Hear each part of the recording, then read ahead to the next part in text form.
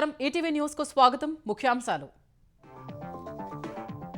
శాంతి చర్చలపై ప్రతిష్టంభనతో మధ్యప్రాచ్యంలో తీవ్రమైన యుద్ధం ఇరాన్పై విరుచుకుపడుతున్న Israel America బలగాలు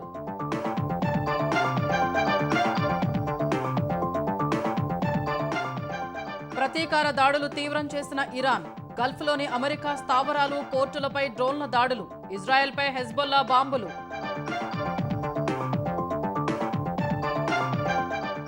యుద్ధ ప్రభావాన్ని ఎదుర్కోవడంపై సీఎంలతో ప్రధాని వర్చువల్ చర్చ టీమిండియా స్ఫూర్తితో ముందుకెళ్దామని మోదీ పిలుపు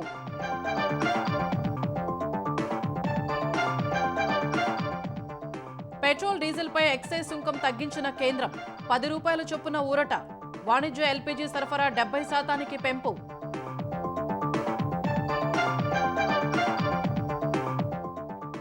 విజయవాడ ఉగ్రలింకుల కేసులో మరో 5గురికి రిమాండ్ రాజమహేంద్రవరం జైలుకు తరలించిన పోలీసులు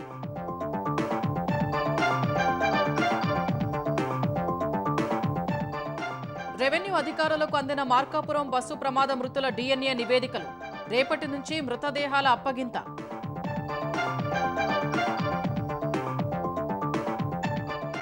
భద్రాచలం ఆలయ అభివృద్ధి పనులకు శంకుస్థాపన చేసిన రేవంత్ రెడ్డి 351 కోట్లతో చేపట్టనున్న నిర్మాణాలకు భూమి పూజ కన్నుల పండుగగా భద్రాద్రి రాముడి కళ్యాణం పట్టు వస్త్రాలు సమర్పించిన సీఎం దేశంలో వైభవంగా శ్రీరామనవమి వేడుకలు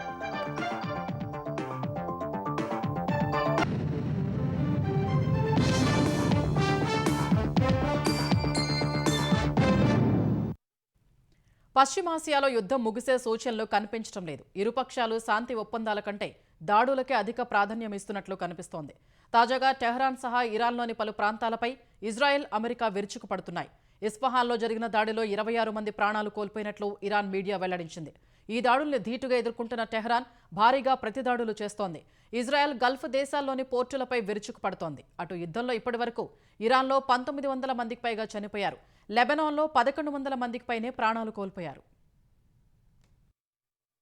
ఇరాన్పై అమెరికా ఇజ్రాయెల్ దాడులు కొనసాగుతున్నాయి ఇరాన్ వ్యాప్తంగా వైమానిక దాడులు జరుగుతున్నాయి ఖోమ్ నగరంలోని నివాస ప్రాంతాలపై జరిగిన దాడిలో 6గురు మరణించినట్లు ఇరాన్ మీడియా తెలిపింది ఉర్మియాలో నివాస సముదాయం లక్ష్యంగా దాడి జరగ్గా 4 భవనాలు ధ్వంసమైనట్లు తెలిపింది టెహ్రాన్కు పశ్చిమాన ఉన్న కరాజ్ ఇస్ఫహాన్లోని పారిశ్రామిక ప్రాంతాలపై అమెరికా ఇజ్రాయెల్ దాడులు చేస్తున్నాయి దాడుల కారణంగా 120 సాంస్కృతిక కట్టడాలు దెబ్బతిన్నట్లు ఇరాన్ వెల్లడించింది ఇందులో మ్యూజియంలు చారిత్రక ప్రదేశాలు ఉన్నాయని పేర్కొంది ఇరాన్ కూడా ప్రతిదాడులు తీవ్రం చేసింది ఇజ్రాయెల్ గల్ఫ్లోని అమెరికా స్థావరాలు పోర్టులపై దాడులు చేస్తున్నట్లు ఇరాన్ ప్రకటించింది కువైట్లోని ప్రధాన వాణిజ్య కేంద్రమైన షుఖయుపై క్షిపణులతో దాడులు చేసింది కొద్దిసేపటికే ముబారక్ అల్ పోర్టులో డ్రోన్లు క్రూయిజ్ క్షిపణులతో దాడి చేయగా మంటలు చెలరేగాయి కీలక చమురు నిల్వలు ఉన్న తూర్పు ప్రాంతాలపై దూసుకొచ్చిన డ్రోన్లను ధ్వంసం చేసినట్లు సౌదీ రక్షణ శాఖ తెలిపింది రియాద్పై గంట వ్యవధిలోనే 2 సార్లు క్షిపణి దాడి జరిగినట్లు పేర్కొంది ఇవాళ 6 క్షిపణులు 9 డ్రోన్లను అడ్డుకున్నట్లు యుఏఈ ప్రకటించింది అటు ఇజ్రాయెల్పై హెజ్బొల్లా దాడులను ఉధృతం చేసింది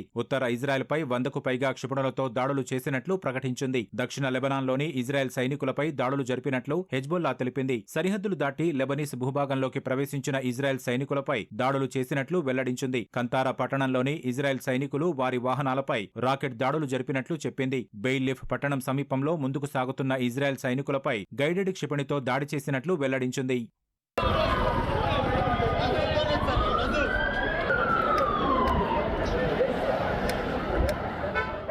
హర్ముజ్లో శత్రువుల నౌకల రాకపోకలను నిరోధించే హక్కు ఇరాన్కు ఉందని ఆ దేశ విదేశాంగ మంత్రి అబ్బాస్ అరాక్చి అన్నారు ఈ మేరకు ఐక్యరాజ్యసమితి సెక్రటరీ జనరల్ గుటెరస్తో ఫోన్లో మాట్లాడిన అబ్బాస్ ఈ విషయాన్ని స్పష్టం చేశారు అటు ఇరాన్పై దాడులను మరింత తీవ్రతరం చేస్తామని ఇజ్రాయెల్ రక్షణ మంత్రి కడ్జ్ హెచ్చరించారు ఇరాన్లోని మరిన్ని ప్రదేశాల్ని లక్ష్యం చేసుకుంటామన్నారు ఇజ్రాయెల్ పౌరులే లక్ష్యంగా టెహ్రాన్ దాడులు చేస్తోందని ఆరోపించారు ఇందుకు వారు భారీ మూల్యం చెల్లించుకుంటారని హెచ్చరించారు అటు ఇరాన్పై యుద్ధ తీవ్రతను తగ్గిస్తామంటూనే అమెరికా అధ్యక్షుడు ట్రంప్ భారీగా సైన్యాన్ని పశ్చిమాసియాకు తరలిస్తున్నారు అత్యాధునిక ఫైటర్ జెట్లు విమాన వాహక నౌకలను పంపుతున్నారు తాజాగా మరో 10,000 మంది అమెరికా పదాతి దళ సైనికుల్ని మోహరించడానికి పెంటగాన్ సిద్ధమైనట్లు వాల్ స్ట్రీట్ జర్నల్ కథనం వెలువరించింది పశ్చిమాసియా యుద్ధ పరిణామాలపై ప్రధానమంత్రి నరేంద్ర మోదీ అన్ని రాష్ట్రాల ముఖ్యమంత్రులతో ఉన్నత స్థాయి సమీక్ష నిర్వహించారు ఎన్నికలు జరగనున్న రాష్ట్రాలు మినహా మిగిలిన రాష్ట్రాల ముఖ్యమంత్రులతో వీడియో కాన్ఫరెన్స్ ద్వారా ప్రధాని మాట్లాడారు. యుద్ధం ప్రభావం పడుతున్న వేళ రాష్ట్రాల సన్నద్ధత ప్రణాళికల్ని సమీక్షించారు. టీమిండియా స్ఫూర్తితో సమిష్టిగా కృషి చేయటమే ఈ సమావేశం ప్రధాన ఉద్దేశమని కేంద్ర వర్గాలు వెల్లడించాయి. పశ్చిమాసియా సంక్షోభంపై సీఎంలతో మోదీ సమావేశం అవడం ఇదే తొలిసారి. కేంద్ర మంత్రులు రాజ్నాథ్ సింగ్, అమిత్ షా కూడా ఈ సమావేశంలో భాగస్వాములయ్యారు. ఎన్నికల కోడ్ అమల్లో ఉన్నందున తమిళనాడు, బెంగాల్, అస్సాం, కేరళ, పుదుచ్చేరి సీఎంలు సమావేశానికి హాజరు కాలేదు. ఆయా రాష్ట్రాల ప్రభుత్వ ప్రధాన కార్యదర్శులతో కేబినెట్ సెక్రటేరియట్ విడిగా సమావేశం కానుంది. యుద్ధం వల్ల క్లిష్ట పరిస్థితులు దీర్ఘకాలం కొనసాగే అవకాశం ఉందని, కోవిడ్ సమయంలో చూపిన ఐక్యతను దేశం మళ్లీ ప్రదర్శించాలని ఇప్పటికే మోదీ పిలుపునిచ్చారు.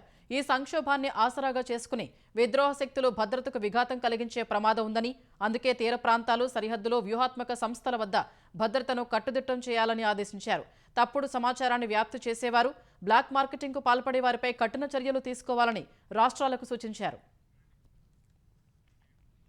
పశ్చిమాసియాలో ఉద్రిక్తతల వల్ల ఉత్పన్నమవుతున్న సమస్యల్ని పరిష్కరించేందుకు రక్షణ మంత్రి రాజ్నాథ్ సింగ్ నేతృత్వంలో కేంద్ర ప్రభుత్వం ఇన్ఫార్మల్ గ్రూప్ ఆఫ్ మినిస్టర్స్ ను ఏర్పాటు చేసింది. ఈ బృందంలో కేంద్ర మంత్రులు అమిత్ షా, నిర్మలా సీతారామన్, హర్దీప్ సింగ్ పూరి సభ్యులుగా ఉన్నట్లు ప్రభుత్వ వర్గాలు వెల్లడించాయి. ఇరాన్ యుద్ధం ఇప్పట్లో ముగిసే సూచనలు కనిపించకపోవడం వల్ల అంతర్జాతీయంగా చమురు, గ్యాస్ ధరలు పెరగడం సహా ప్రపంచ ఆర్థిక వ్యవస్థపై తీవ్ర ప్రభావం పడుతోంది. ఈ నేపథ్యంలో దేశవ్యాప్తంగా పౌరుల జీవితాలపై పడుతున్న ప్రతికూల ప్రభావాన్ని పర్యవేక్షించేందుకు తగిన చర్యలు తీసుకునేందుకు ఈ ప్రత్యేక మంత్రుల బృందం పనిచేయనుంది. పశ్చిమాసియా సంక్షోభం వల్ల తలెత్తే పరిణామాలను ఎప్పటికప్పుడు సమీక్షించి దేశీయంగా తలెత్తే ఇబ్బందుల్ని పరిష్కరించడమే ఈ మంత్రుల బృందం ఏర్పాటు ఉద్దేశమని ప్రభుత్వ వర్గాలు తెలిపాయి. పశ్చిమాసియాలో యుద్ధం కారణంగా అంతర్జాతీయంగా ముడి చమురు ధరలు అమాంతం పెరిగిన వేళ దేశీయ చమురు మార్కెటింగ్ సంస్థలు, ఓఎంసీలను ఆదుకునేందుకు కేంద్రం కీలక నిర్ణయం తీసుకుంది. పెట్రోల్, డీజిల్పై ఎక్సైజ్ సుంకాన్ని తగ్గించింది. ఈ మేరకు ఆర్థిక మంత్రిత్వ శాఖ నోటిఫికేషన్ విడుదల చేసింది. పెట్రోల్పై లీటర్కు 13 రూపాయలు ఉన్న సుంకాన్ని 3 రూపాయలకు తగ్గించింది. ఈ కారణంగా లీటరు పెట్రోల్పై ఎక్సైజ్ సుంకం 10 రూపాయలు తగ్గింది. డీజిల్పై లీటర్కు 10 రూపాయల ఎక్సైజ్ సుంకం వసూలు చేస్తూ ఉండగా ఆ సుంకాన్ని పూర్తిగా ఎత్తివేసింది. ఈ తగ్గింపు తక్షణమే అమల్లోకి వస్తుందని కేంద్రం స్పష్టం చేసింది. ఫిబ్రవరి 28న ఇరాన్పై అమెరికా, ఇజ్రాయెల్ దాడులు ప్రారంభమైనప్పటి నుంచి ముడి చమురు ధరలు దాదాపు 50% పెరిగాయి. అయినా దేశంలోని ప్రభుత్వ రంగ సంస్థలైన హెచ్పీసీఎల్, బీపీసీఎల్, ఐఓసీ రిటైల్ ధరల్ని పెంచలేదు. ఈ కారణంగా ఆయా సంస్థలు తీవ్ర నష్టాలను ఎదుర్కొంటూ ఉండగా ఎక్సైజ్ సుంకాన్ని భారీగా తగ్గిస్తూ కేంద్రం ఈ ప్రకటన చేసింది. ఈ నిర్ణయంతో రిటైల్ మార్కెట్లో పెట్రోల్, డీజిల్ ధరలు తక్షణమే తగ్గే అవకాశం లేకపోయినా ఇంధన ధరల భారాన్ని చమురు కంపెనీలు ప్రజలకు బదిలీ చేయకుండా ఉపకరించనుంది. గ్యాస్ కొరత కారణంగా ఇబ్బందులు పడుతున్న హోటళ్లు, రెస్టారెంట్లకు కేంద్రం ఉపశమనం కలిగించింది. రాష్ట్రాలకు కమర్షియల్ ఎల్పీజీ సరఫరాను 70% పెంచుతూ నిర్ణయం తీసుకుంది. ఈ మేరకు అన్ని రాష్ట్రాల సీఎస్లకు పెట్రోలియం శాఖ లేఖ రాసింది. కమర్షియల్ ఎల్పీజీని గత వారం 50% పెంచిన కేంద్రం ఇవాళ మరో 20% పెంచింది. ప్రీ క్రైసిస్ కోటా కింద రాష్ట్రాలకు 40% కేటాయించినట్టు కేంద్రం తెలిపింది. తాజాగా ఆ కోటా కూడా 50%కి కేంద్రం పెంచింది. పీఎన్జీ సరఫరా పెంపు చర్యలతో రాష్ట్రాలకు కోటాను కేంద్రం పెంచింది. దేశంలో లాక్డౌన్ విధిస్తారని సామాజిక మాధ్యమాల్లో దుష్ప్రచారంపై కేంద్రం స్పష్టత ఇచ్చింది. లాక్డౌన్పై వస్తున్న ఊహాగానాలు పూర్తిగా అవాస్తవమని కేంద్ర మంత్రి హర్దీప్ సింగ్ పూరి వెల్లడించారు. కేంద్రం వద్ద లాక్డౌన్ ప్రతిపాదన ఏదీ లేదన్న కేంద్ర మంత్రి అసత్య ప్రచారాన్ని నమ్మవద్దని ప్రజలకు సూచించారు. దేశంలో ఇంధన సరఫరాకు అంతరాయం లేకుండా చర్యలు చేపట్టామని కేంద్ర మంత్రి తెలిపారు. సంక్షోభ సమయంలో దేశ ప్రజలంతా ఐక్యంగా ఉండాలన్న ఆయన సవాళ్లు ఎదుర్కొనేందుకు కేంద్రం సిద్ధంగా ఉందని తేల్చెప్పారు. ఇలాంటి వదంతులు సమాజానికి హాని చేస్తాయని హర్దీప్ సింగ్ పూరి హితవు పలికారు. కేంద్రం వద్ద సరిపడా ఎరువులు ఉన్నాయని, రైతులు ఎవరూ ఆందోళన చెందాల్సిన అవసరం లేదని కేంద్ర రసాయనాలు, ఎరువుల శాఖ మంత్రి జేపీ నడ్డా స్పష్టం చేశారు. లోక్సభలో సభ్యులు అడిగిన ప్రశ్నలకు సమాధానం ఇచ్చిన కేంద్ర మంత్రి దేశంలో ఎరువుల కొరత లేదని తేల్చెప్పారు. ఇదే అంశాన్ని రాష్ట్రాల వ్యవసాయ మంత్రులకు సైతం చెప్పినట్లు వివరించారు. ఎరువుల కొరత ఉందని, అన్నదాతల్లో ఆందోళన సృష్టిస్తున్నారని నడ్డా మండిపడ్డారు. ఎవరూ ఆందోళన పడవద్దని, సరైన సమయంలో రైతులకు ఎరువులు అందుతాయని కేంద్ర మంత్రి హామీ ఇచ్చారు.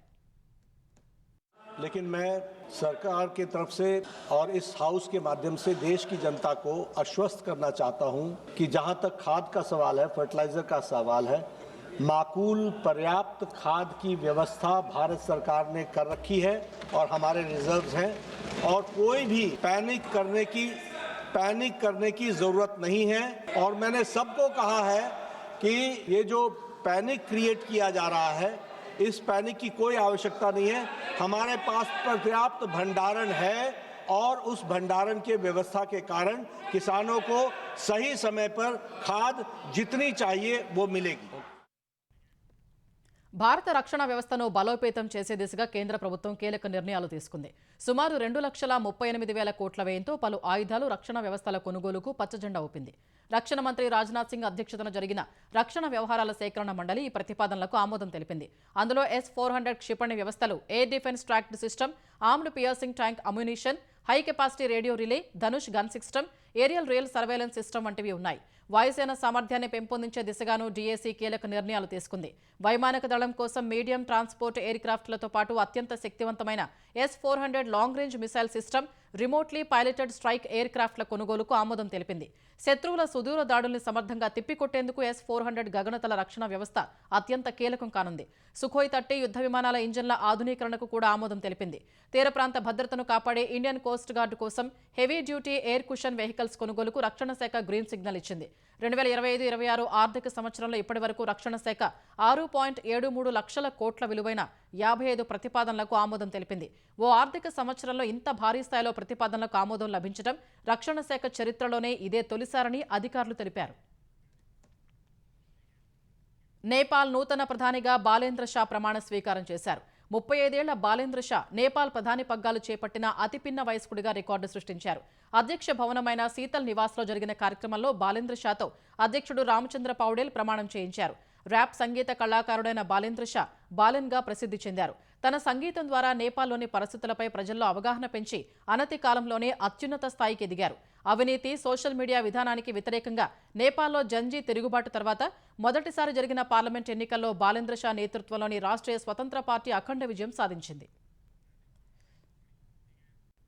శ్రీరామనవమి సందర్భంగా భద్రాద్రి రాములోరి కళ్యాణం అంగరంగ వైభవంగా జరిగింది.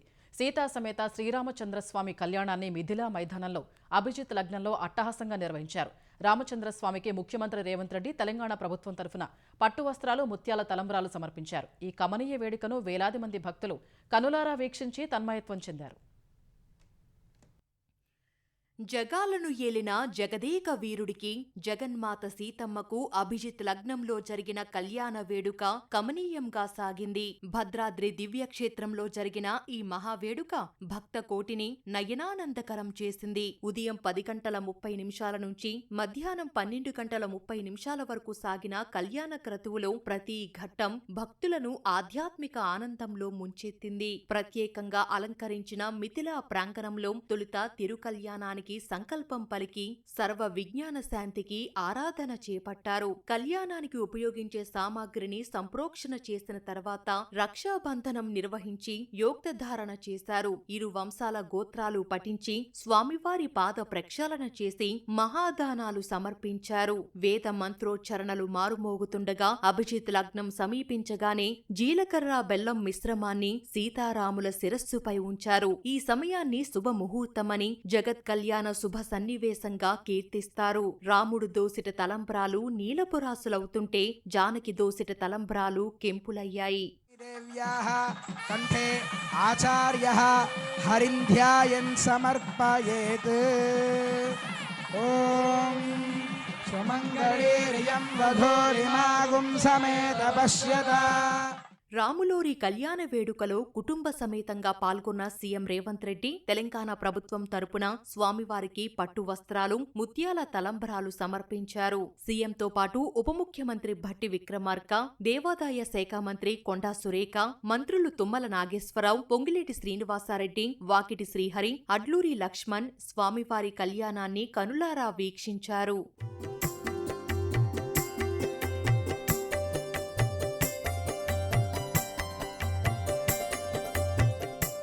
కళ్యాణం తర్వాత ప్రముఖులకు వేద పండితులు స్వామివారి గోటి తలంబ్రాలు అందజేశారు. తెలుగు రాష్ట్రాలతో పాటు దేశ నలుమూలల నుంచి భద్రాచలం తరలివచ్చిన భక్తులు స్వామివారి కళ్యాణాన్ని వీక్షించి తరించారు. బ్రహ్మోత్సవాల ప్రధాన ఘట్టాల్లో చివరి ఘట్టమైన శ్రీరాముని పట్టాభిషేక మహోత్సవం శనివారం జరగనుంది. అంతకుముందు సీఎం రేవంత్ రెడ్డి భద్రాచలం ఆలయ అభివృద్ధి పనులకు శ్రీకారం చుట్టారు. మొదట హైదరాబాద్ నుంచి ప్రత్యేక హెలికాప్టర్లో పారపాకలో దిగిన సీఎం అక్కడి నుంచి కాన్వాయ్ ద్వారా భద్రాచలం రామాలయం చేరుకుని స్వామివారిని దర్శించుకుని ప్రత్యేక పూజలు చేశారు. అక్కడి నుంచి మిథిలా మైదానానికి చేరుకుని భద్రాద్రి రామాలయ సమగ్రాభివృద్ధి కోసం 351 కోట్లతో చేపట్టనున్న వివిధ అభివృద్ధి పనులకు పలువురు మంత్రులతో కలిసి శంకుస్థాపన చేశారు. తెలంగాణ వ్యాప్తంగా శ్రీరామనవమి వేడుకలు వైభవంగా జరిగాయి. హైదరాబాద్లోని సీతారాంబాగ్ రామాలయంలో నిర్వహించిన కళ్యాణ మహోత్సవంలో గవర్నర్ శివప్రతాప్ శుక్లా దంపతులు పాల్గొన్నారు. శ్రీరాముని శోభాయాత్రను గవర్నర్ ప్రారంభించారు. వేములవాడ రాజరాజేశ్వర స్వామి ఆలయంలో శ్రీరామనవమి వేడుకలు ఘనంగా నిర్వహించారు. రవాణా శాఖ మంత్రి పొన్నం ప్రభాకర్, ప్రభుత్వ విప్ ఆది శ్రీనివాస్తో కలిసి స్వామివారికి పట్టు వస్త్రాలు, తలంబ్రాలు సమర్పించారు. కరీంనగర్లోని మహాశక్తి ఆలయంలో జరిగిన శ్రీరామనవమి వేడుకలకు కేంద్ర మంత్రి బండి సంజయ్ హాజరయ్యారు. జగిత్యాల జిల్లా మెట్పల్లిలోని కోదండ రామాలయంలో జరిగిన స్వామివారి కళ్యాణానికి కోరుట్ల మాజీ ఎమ్మెల్యే కల్వకుంట్ల విద్యాసాగర్రావు దంపతులు హాజరయ్యారు.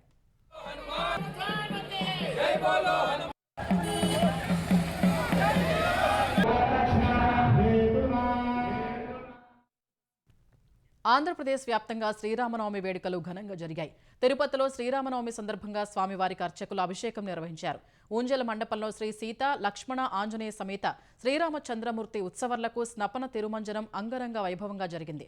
అనంతరం శ్రీరామనవమి ఆస్థానం హనుమంత వాహన సేవ నిర్వహించారు. కర్నూలులో శ్రీరామనవమి వేడుకలు అంగరంగ వైభవంగా జరిగాయి. రామాలయాలు, ఆంజనేయ ఆలయాల్లో సీతారాముల కళ్యాణాన్ని వైభవంగా నిర్వహించారు. కళ్యాణం అనంతరం భక్తులకు అన్నదానం ఏర్పాటు చేశారు. విశాఖ సింహాచలంలో శ్రీరామనవమి సందర్భంగా రామతీర్థంలో కొలువైన సీతారాముల కళ్యాణానికి లక్ష్మీ నరసింహస్వామివారి దేవస్థానం నుంచి ఆలయ కార్యనిర్వహణాధికారి దంపతులు, ప్రధాన అర్చకులు, సిబ్బంది పట్టు వస్త్రాలు సమర్పించారు. పలు జిల్లాల్లోని ఆలయాలు సైతం రామనామంతో మారుమోగుతున్నాయి. స్వామివారిని దర్శించుకునేందుకు వచ్చిన భక్తులతో ఆలయ ప్రాంగణాలు కిటకిటలాడాయి. ఆలయాల్లో భక్తులు ప్రత్యేక పూజలు నిర్వహించారు.